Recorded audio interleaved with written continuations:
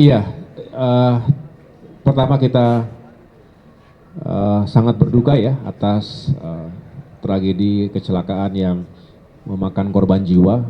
Kalau tidak salah ada 8 korban jiwa dan belasan lainnya luka-luka. Artinya sangat-sangat kita sesalkan hal seperti ini berulang. Kendati sebetulnya kita juga di sini ada Kakor Lantas, ada yang mewakili Kakor Lantas juga. Kita berupaya sedemikian rupa agar menghindarkan masyarakat dari kecelakaan, apalagi yang fatal.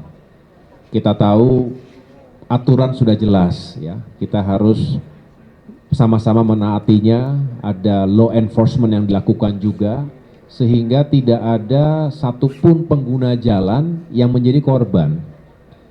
Nah, baik dirinya sendiri maupun apalagi orang lain yang sudah sebenarnya menaati aturan, sudah sebenarnya berhati-hati, tetapi akibat kecerobohan, akibat kesalahan orang lain, pengguna jalan yang lain, pengendara yang lain, maka turut menjadi korban jiwa, turut kehilangan keluarganya dan juga material yang kita tahu itu tidak mudah bagi masyarakat. Oleh karenanya nanti Pak Menhub juga sudah menegaskan berkali-kali terkait dengan ini, nanti akan kembali diundang semua stakeholders.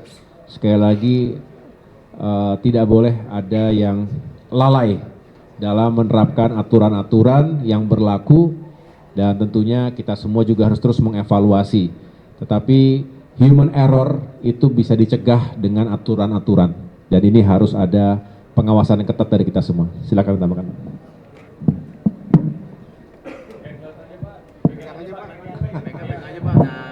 Oke, terima kasih.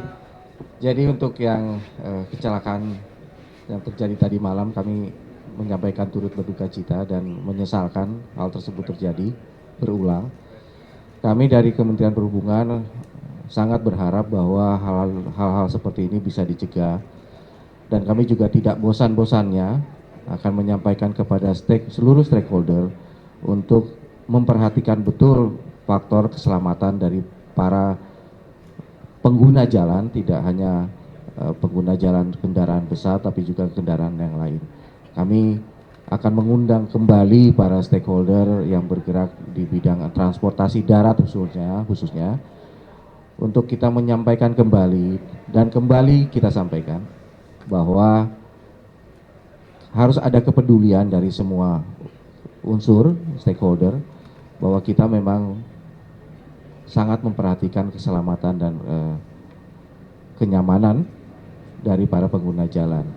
Jadi kami tidak akan bosan-bosannya, aturan sudah ada, tapi kami ingin menghimbau kembali kepada para pengguna jalan, para stakeholder khususnya, supaya bisa mematuhi dan memperhatikan aspek-aspek keselamatan yang khususnya para pengendara, juga kepada para pengguna kendaraan lainnya.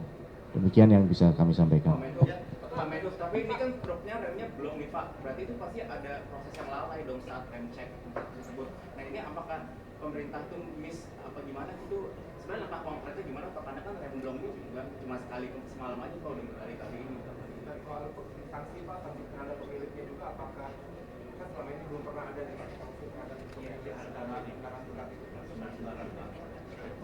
Jadi nanti kalau pada saat seperti ini ya, kami menyerahkan sepenuhnya kepada pihak aparat penegak hukum Bapak. Jadi upaya-upaya seperti KIR dan segala macam itu sudah kami lakukan, dan itu juga merupakan tugas dan tanggung jawab bersama untuk memastikan bahwa kendaraan-kendaraan yang beroperasi di jalanan itu ada layak jalan. Namun demikian bahwa ketika terjadi kecelakaan sebagaimana yang terjadi semalam, maka kewenangan itu kemudian menjadi kewenangan aparat penegak hukum, apakah kelalaian dalam melaksanakan pemeriksaan kendaraan atau satu dan lain halnya. Jadi kami serahkan kepada aparat penegak hukum bahwa apabila memang ada terjadi kelalaian dalam pelaksanaan maintenance daripada kendaraannya ataupun hal lain. Terima kasih teman-teman media, wartawan dan insan pers yang saya cintai dan banggakan.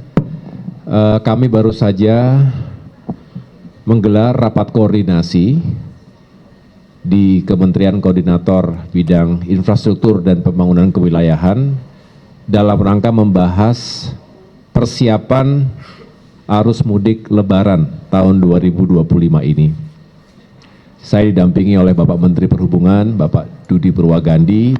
Tadi juga hadir Menteri Pariwisata, Ibu Widi Wardana, kemudian sejumlah pejabat teras eselon 1 dari berbagai kementerian lembaga, termasuk Dirjen Kementerian PU, Deputi Kemenpan RB, dan juga jajaran dari Kementerian BUMN, termasuk Korlantas, dan lain sebagainya. BMKG juga tadi kita undang. Jadi artinya semua yang menjadi pemangku kepentingan stakeholders dari urusan mudik Lebaran. Teman-teman sekalian, kita saat ini sudah masuk di bulan Februari, tidak terasa karena Maret nanti kita sudah memasuki bulan suci Ramadan. Dan akhir Maret kita akan merayakan Hari Raya Idul Fitri. Dan Lebaran kali ini juga berdekatan, bisa dikatakan back to back dengan Hari Raya Nyepi bagi saudara-saudara kita umat Hindu. Nah, kita mengacu pada pengalaman-pengalaman sebelumnya, tentu kita terus mengevaluasi agar penyelenggaraan mudik Lebaran yang sangat terkait dengan aspek perhubungan, transportasi, baik darat, laut, udara maupun kereta api, ini harus benar-benar kita siapkan sebaik mungkin, sedini mungkin. Waktunya sekali lagi cukup singkat sebelum kita masuk ke masa tersebut. Oleh karenanya hari ini sebagai rakor yang saya anggap bisa menghadirkan berbagai masukan, termasuk kita ingin kemudian mencari solusi agar bisa mengurai semaksimal mungkin kemacetan atau padatnya traffic lalu lintas di Pulau Jawa utamanya dan juga ke arah Sumatera, termasuk ke wilayah-wilayah Indonesia lainnya. Kita harus persiapkan sebaik mungkin.